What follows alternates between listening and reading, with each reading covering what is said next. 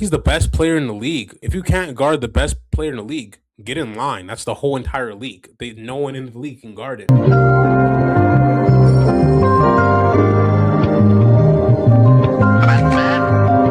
What's up, YouTube? It's Tiger Knight. YouTube has life. I'm about to be reacting to NBA Legends explain why Larry Bird was better than everybody. Let's get into the video. Let's go. I saw that damn Larry Bird, bro. This is the baddest white dude I've ever seen in my life. You want to put it against Jordan? You want to bring LeBron in? Don't leave him open. Don't let that happen. He is one of the greatest players ever. I was scared to go in the game to play against Larry Bird. Give me LeBron for the first 46 minutes. Give me Larry Bird the last. Hey.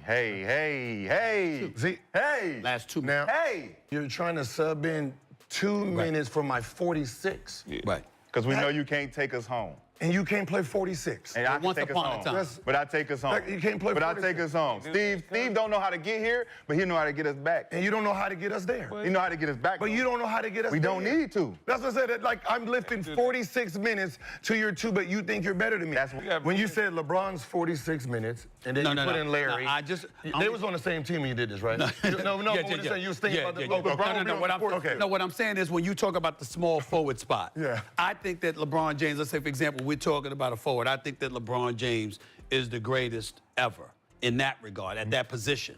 But what I said was, shit, I saw that damn Larry Bird, bro, in the clutch.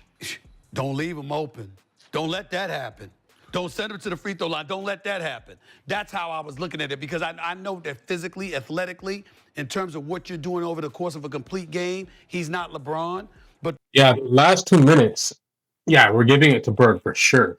Those last 2 minutes, because he's one of the most clutch players of all time. LeBron, believe it or not, he is clutch, but not to the level or not to the mentality that I guess most clutch people would have. Um, like, he doesn't have that mentality where I'm going to take it every single time. But there's a lot of times where it's like, okay, this is the smartest shot. It makes a lot of sense that it's me that's taking it. I have a good look, I'm gonna shoot it. But LeBron's one of those people where it's like, okay, if I don't have a good look, I'm gonna pass it. I mean, that's just basketball. That's just good basketball. But then again, if you're the best player, if you're betting on yourself, if you think you're still gonna make the shot with 2 people on you, guys like Larry Bird, guys like Jordan, guys like Kobe are gonna live with that shot because they really feel like they can make it. And even if you're passing to someone open, they might miss it too. So it's a chance there. So if you pass to the person, he's open, and they miss it, that's on you because you're the star player. You should have took the shot. So that's the only thing. That's the only discrepancy with LeBron. It's the mentality thing. But he's hit game winners before, and there's literally facts about it that he's hit game winners. Just the mentality. That's why we put Bird. That's why we put Kobe. That's why we put Jordan over LeBron, because the mentality and that the mindset is not the same. They have the killer mindset. LeBron is very logical and very textbook, a little bit too textbook, because it gets to a point where it's like, bro, you can't be passing it off. Because if you're really thinking about it, if you're really being logical about it, the percentages, it'll probably be a better percentage if you would go out there and just shoot it yourself. Because sometimes the role players are rushing the shot. They're not in a good position to shoot it, or they might not even have it in them to make the shot. But we all know that LeBron has it in him, but he just doesn't tap into that. But Larry Bird had it in him, and he tapped into that when it came to the game winners. Jordan had it in him. Kobe had it in him. You know what I'm saying? LeBron will shoot it from time to time, and he's made it a lot of times. But there's a lot of situations where he passes it off, and that's it gets it overshadows the times where he's shooting it and making it for a game winner. So yeah. Larry Bird is one of them ones, man. He really is. It's a difference. It's definitely a difference between Larry Bird and LeBron in the clutch. We can see that for sure. When you talk about those last 2 minutes, that's all I was saying. And you missed Bird by a year? Yes, I missed Bird by a year, but I actually used to hate Larry Bird. Hated him. Because, Why? I mean, because I was sort of like, jealous of him because he was a regular guy that did everything. He shouted in your face. He had to fade away. One time I was watching a game, they was playing somebody and I was betting this guy and he was falling out of bounds and he shot that thing over the backboard and it went in. I was like, Sam Vincent to Bird, and it goes in! It doesn't count, but it goes in! I've seen everything! and I thought most of what he did was luck, but as I, got older and kept watching, I just knew that it was skill. For him to even have his name mentioned in this category with Magic and Michael Jordan just shows how great of a player he was. My first year in the league, my first 2 games were Michael Jordan and then Larry Bird. And Charles Barkley comes to the game hung over. You could smell it on him. Boy smells like a sailor, man, like possum nuts. Was that the only time you played while intoxicated? No. No. Larry Bird comes in the game, they started, and he goes, Charlie, you've been out all night, man. Here, take this with you. Boom, he starts lightening up Charles Barkley. Bird, open for the jump shot. Now Barkley, as wide as he is, has trouble fighting through or around picks. I don't remember anything about that game. First of all, I was so pissed. Sorry if my audio was a little off before.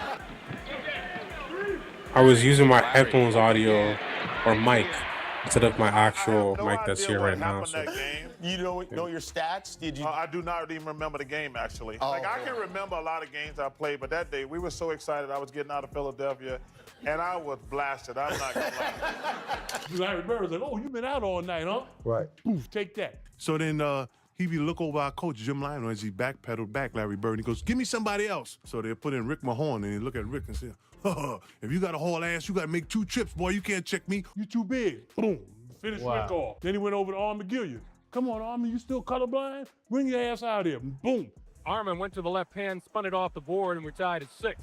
Bird back quickly. So I'm like, put me in, coach. And he struts back like only Larry Bird can do. He trot back, he looks over at the bench, and he goes, hey, coach, put the rookie in. So I'm the only one left, right? And yeah, put me in. You better not hope you don't put me in. And then Jimmy goes, Jake, go get him. And I go in, I go, yeah, what you want to do? Come on, baby, let's go. Let's get it on. And he gives me a pump fake, and I jumped clear across his head. I jumped up in there, came back down, he said, stupid, bap, hit a 3. So I'm like, oh, okay, that's one. He's Larry Bird, and now the only thing that's going on in my mind is all the white people in Knickerbocker watching this. So I was like, okay, next time I ain't gonna jump. So he looked at me and said, oh, you ain't gonna jump? Bap! Hit another one. And he's laughing his third, goes, you're not gonna jump against the Birdman? Whap! Hits another one. So I go, shit, now what do? I'm like, half jumping, half jumping. I look like a damn orangutan. What to do? Now I'm panicking, and he just gives me a pump fake, crosses over, hits another. I'm starting to think when we run back down, maybe I shouldn't play basketball. That's now tough. I'm back down, listening to what my daddy said. Boy, you should have been a brick mason. You know what I'm saying? Shit, maybe I can't play in this damn league. These boys is good. I can't go home now. If this guy scores one more bucket, I'm thinking suicide. It really was. I was like, what the? I went back down, and I was like, well, I bet you can't take me in the post. He goes, you came back down again, right? I said, I bet you can't take me on the post. 5 down, he calls. They throw the ball in the post. Gave me one of these, run on the post. Bird backs up on Williams, hit it, and it counts. Oh, and Jason Williams leave the court trying to figure out what he did wrong. You know what he did wrong? He guarded Larry Bird. Dang. Larry Bird is playing very well. So I ran back down. At that point, I don't know why. Maybe because he was white. Maybe that's what it was. But I honestly don't understand why people were stressing that much. The man was talking about, oh, I don't know if this is my game anymore. I don't know if I should be playing in the NBA anymore, type of thing. Like he's contemplating suicide. That's what he said. Obviously, he's probably just down at the moment. He's obviously not going to do it. But, like, he's the best player in the league. If you can't guard the best player in the league, get in line. That's the whole entire league. No one in the league can guard him. So it's like get in where you fit in. If you can't guard Bird, you got to do other things. You got to score on the other end because you might get a couple buckets on Bird. You know what I'm saying? Because Bird's not the best on-ball defender, but he's probably the best team defender where he even gets into the all-defense The NBA all defense, he gets in those. He has a couple of those because he's a great team defender. But the on ball defender thing, you can get him back on the offensive end, but it's like it's never gonna be even because Larry Bird is just that much better than everybody else. He's the best in the league. So it's like I don't get it. It's like you just have to charge it to the game. You gotta like take one to the chin. It is what it is, and just do what you got to do at the other end. But I just don't. I never understood that why players get so depressed guarding Larry Bird when it's like you just have to accept he's the best player in the league and then just keep it pushing. You know what I'm saying? Um, Obviously he's very good. Obviously the guy on like, guarding Larry Bird is very good. In a perspective of just basketball and in everybody else in the world, he's the top 300 in the world. Probably played. I think he played like good 10 seasons. That's Jason Williams, right? Um, yeah, he was a decent player, but he was not Larry Bird, and Larry Bird's not normal. So I just don't understand why players get so like in a dark place when Larry Bird embarrasses them. It's like, bro, it's literally the best player in the league. It's like no one else could even say anything to you about that because he would do the exact same thing to them. Like you can't say, "Oh my gosh, you got killed by Larry Bird." No, you try guarding him. No one in this world can guard him. So it's like, why are you getting so down about it? It's nothing you could do. There's nothing anybody else could do. And I told him, I said, look, you want to fight? So I just tried to grab him. Wiggins is 1-on-3, and he's going to take it. And Jason Williams pushed off. But now, second half, He want to fight. and the same thing. It got to be a race thing. Lighten up another one. Yeah. Lighten up another one. When they get to me at the end of the bench, I start looking up in the stairs with the fans. I wouldn't give no eye contact to Jimmy Line and the coach. If it was Michael Jordan, he probably would have been like, okay, yeah, it's Michael Jordan, best player in the world. He got me. You know what I'm saying? Like, it is what it is. I'm going to be upset at the moment because I'm competitive, but it's like, it's the best player in the world. What could you do about that? It's like some things you can't control. They should have that same mentality with Larry Bird, but I guess it's a black and white thing. He's from New Jersey, which is even more of a black and white thing. You know what I'm saying? It's like you're either Magic or Bird. He's what Magic, obviously. He probably grew up watching Magic and idolizing Magic. I don't think you should idolize anybody, but that was the case back then. And then you have Larry Bird. That's two sides to it. It's like it's division, black and white. So that's probably the thing. It's like, oh, I'm letting a white guy cook me right now, but it's not. It's not about being a white guy. It's about being a very good basketball player. It doesn't matter his race or what he looks like. He's very good at basketball. I think people are understanding it now, but back then it was definitely a race thing. That's why people were getting so hurt or annoyed or mad when Larry Bird would cook them and would want to fight Larry Bird because it's like, oh my gosh, I'm letting a white guy do this to me. But it's like, bro, he's not just any regular white guy. He's not just any regular guy. He's Larry Bird. He's Larry Joe Bird. Come on now. And I'm like, please don't put me back in there with that white guy. Because I was scared to go in the game to play against Larry Bird. I was recalling a conversation we had years ago when Magic hits the skyhook in the Garden and Boston still has one possession left. Torture. Torture. And you have one job to do. Yeah. Don't lose sight of Larry Bird. I failed. I failed.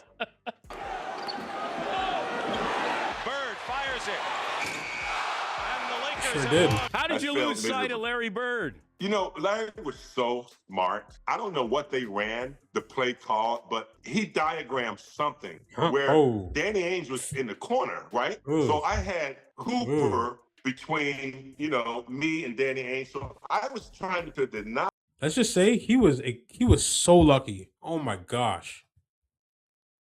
Larry Bird. And then when the referee gave him the ball, I realized what was happening, but it was too late. He kept pushing me up a little bit, and then Danny Ainge cleared out. and that whole side was open. And when that ball was in the air, I was like, I'd already thrown the ball away in game 2 in 1984. And now I'm thinking, what a defensive dummy allowed him to get the ball. He saw me coming. He didn't have much time. And I think he did see me out of his eye, but he doesn't miss that shot. So I just was lucky, very lucky. Larry Bird down in New Orleans against your Hawks had that 60-point game. And I remember your bench just going crazy over there. And I can remember, I think maybe when he had 54, you actually went out and was guarding Larry on the wing, and he, of course, got fouled and he hit that shot. But what was that like to be guarding a Larry Bird when he was in just such a rhythm like that? Because, I mean, what could you do? I mean, that basket had to look as big as an ocean to Larry. I'm going to give you a funny story behind that. When I first got back from Italy, I walked on the court and we're playing the Celtics. And he tells me, big fella, you're in a little trouble tonight. Well, I was coming from Italy. I had a pretty good season. So I'm like, who does he think he's talking to? I'm the big dog. You don't get this. So he made a few moves. I stole the ball from him. I went down, took off. I think you can see it on YouTube. Dunked on his head hard. Boom. 3-on-2, Carr all the way. Whoa. He jams. And one, Carr. Came down another one. Boom. Mm. Yeah. Baby hugs my behind. You in trouble. And I'm running my mouth, which I shouldn't have done. I guess I got him fired up. And then Dominique obviously got him fired up because Dominique was scoring. Yup. Larry just decided, oh, that's it. I'm going to light this whole team That's it. up. And he goes to make a move, and I'm thinking, I've got to stop him. I got a few fouls. So Larry said, that's it. I'm dropping 60. There's no way he could dunk on me twice and then do a spin around and slam and rip down the rim like it's nobody's business. Nah, I'm dropping 60. Oh my gosh. Dominique, you want to go for 40? Nah, I'm going for 60. Stop playing with me. What? forearmed him. He's falling down. He shoots that shot Crazy. and hollers, money! Where he made Money. the shot so well that it's like he almost dunked on me because the ball went down through the net and you could hear that pow! And I'm like, okay. I ran over, picked him up, and said, hey, you a bad boy. And I'm never talking stuff again. When you got guys like him, Michael Jordan, those guys that have that next gear, don't get them started. Don't get him started. Don't. That was a great video. Like, comment, subscribe. Yep. Let me know what other videos you want me to react to. I'm doing right now I'm doing Michael Jordan and Larry Bird strictly, but I'm gonna see if I could do live streams of other players, Mark Price, Dominique Wilkins, Charles Barkley, what other players? I reacted to Tom Chambers. He's not technically on the level of all the other guys I talked about, but yeah. Nonetheless, still entertaining. And yeah, let me know if there's any other players you want me to react to live stream on live, YouTube Live. But right now, for my posting, it's going to be Michael Jordan and Larry Bird. But let me know if you want me to do anybody else. Maybe I'll try to test it out and experiment and see how it does. But yeah, that was a great video. Like, comment, subscribe. I'm going to say a prayer. In the name of Jesus, I pray whoever's watching this video, bless them from the crown of heads to the soles of their feet. Allow them to be strong in their mind, body, and soul. Whatever they go through in their week, I pray that they put God first. Everything they do has to be intentional. Putting God first has to be the main priority, because whatever you put into God is what you get back. The blessings, the health, your family, the happiness, the joy, all of that. If you put those hours and those timeless hours into praising God, worshiping God, reading the Bible, praying, all of that, instilling the word into your children, into people around you, showing your light. If you really be intentional in doing that, God will bless you and everything will fall into place, and then your real purpose will come about. And you will be in your real purpose if you're doing all those things. But doors will open and bigger things will happen for you, and you have more opportunities to get the things done. So you got to be right in your mind, because if you're saved, you could save other people. And that's how you're supposed to think. You're supposed to save others. You have to be selfless, but you have to save yourself first. God has to save you first. So you have to be available for that. So in Jesus' name I pray, amen. So stay blessed, stay lit, and I'm out.